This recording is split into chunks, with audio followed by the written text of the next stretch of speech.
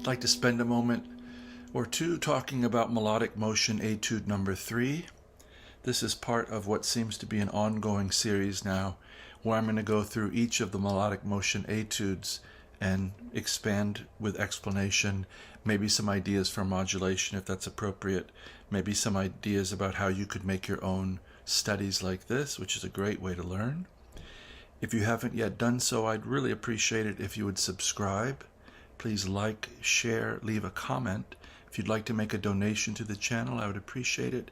My PayPal info's in the description below. And now let's get started with this Melodic Motion Etude number 3. So I think you can hear there's some kind of structure happening, and it's provided here by the bass.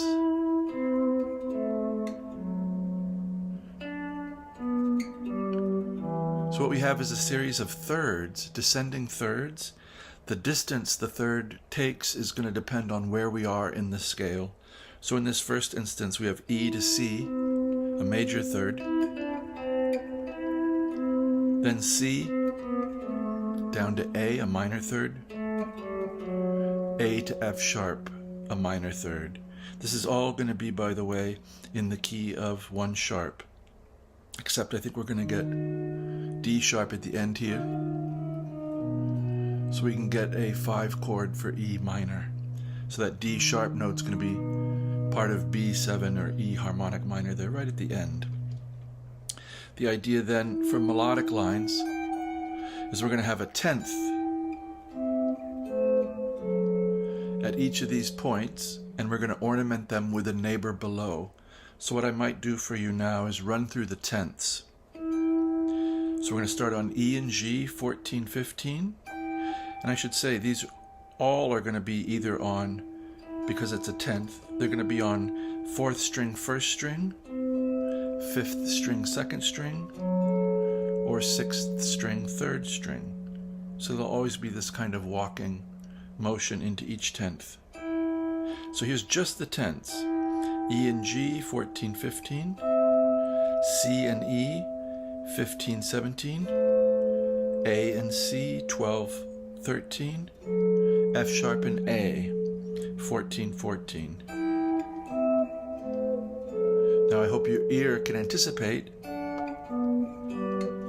That's a big part of what improvising in this style is, I believe, which is being able to anticipate melodically what's going to happen and to follow the bass contour, the shape of the bass line, through the scale.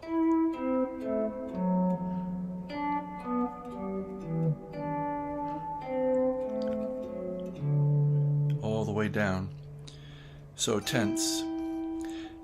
E and G, C and E, A and C, F sharp and A.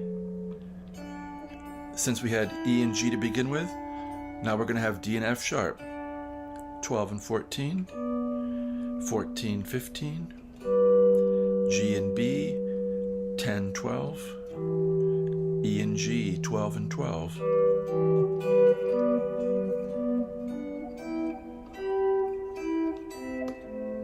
These, of course, exist all over the place. We're just confining them to one part of the board.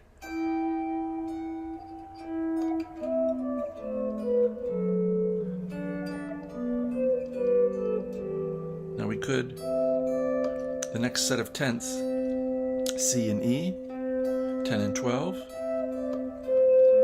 A and C. We're getting some repetition now because we've used this one before. We've used C and E before, but we've had it up here.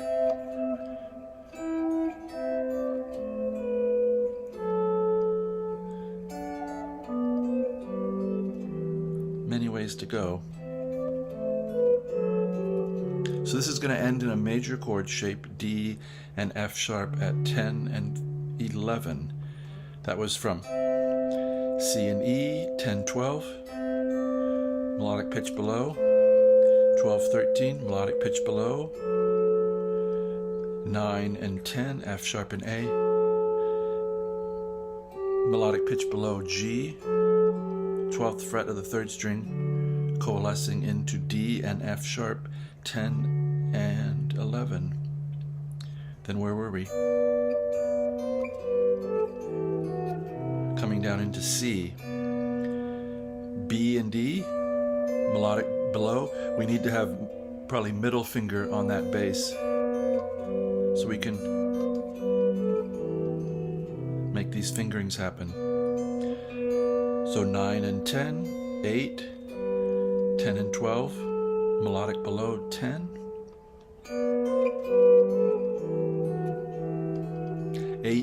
7 and 8, E and G with F sharp below.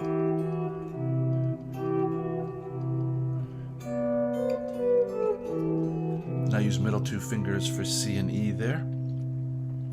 8 and 9, C and E.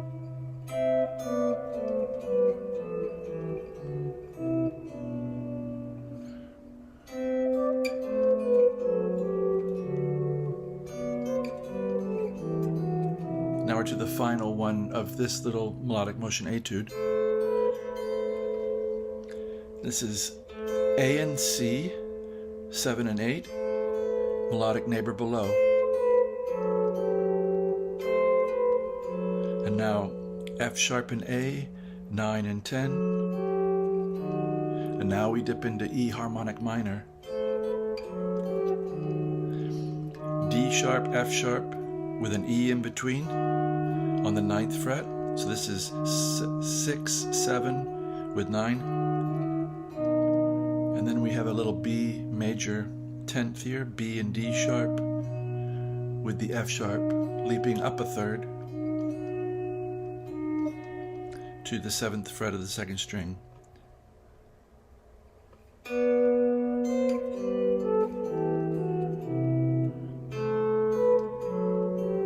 So it changes,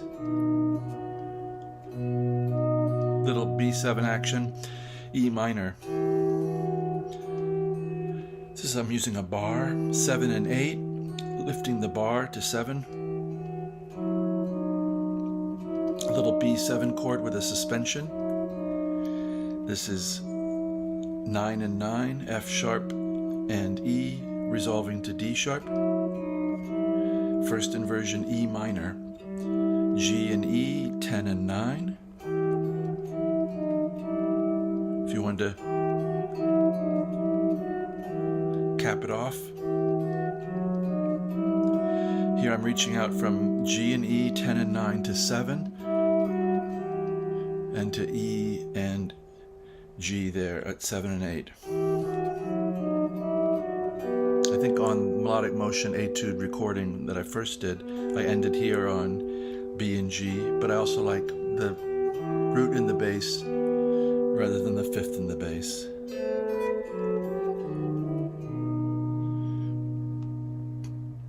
So, we could also do these all on the same string set. We just have to pick out the right thirds. Could also extend. Let's see.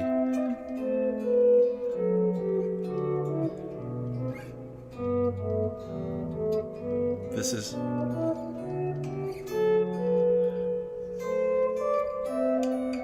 see, I'm having to think about it a second.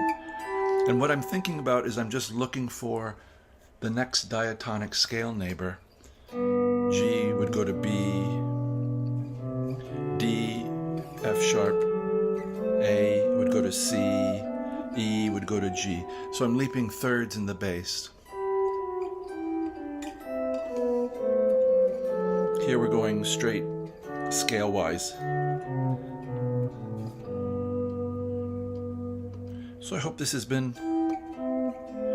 something interesting that might help you with your music. Try to integrate it into your visualization of the board and your sense of harmony.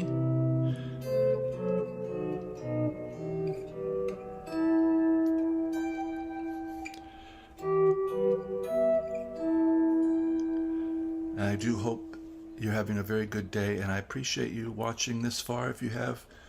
And look for more videos, of course, very soon. I do them as they occur to me, and then I try to get them out while they're still fresh for me.